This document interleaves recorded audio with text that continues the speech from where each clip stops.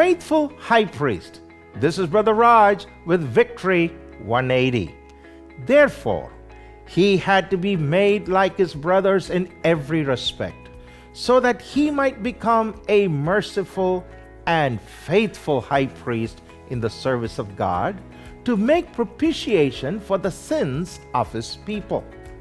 The word propitiation is a two-part act that involves appeasing the wrath of an offended person and being reconciled to him.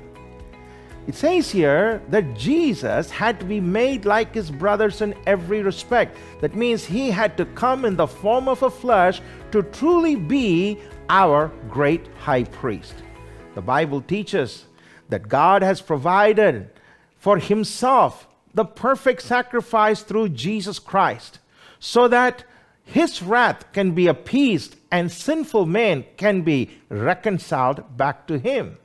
Jesus Christ was the perfect sacrifice, and his atonement, his blood, served as propitiation for the sins of every believer. And this is part of Jesus Christ's high priestly ministry. Today, our faithful high priest is in heaven, seated on the right hand of God, where he has already covered us with his righteousness. He is today our great advocate, who is interceding for our victory. No matter where we are, what we are going through, how weak we feel, we have an advocate who is pleading our cause.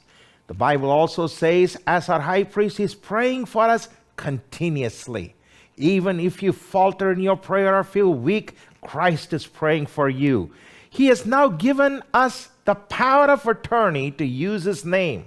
By praying in the name of Jesus, we can be assured we will receive answers from God. He has given us his name to use against Satan and stop his wicked attacks. As our great high priest, he sympathizes with us when we are tempted.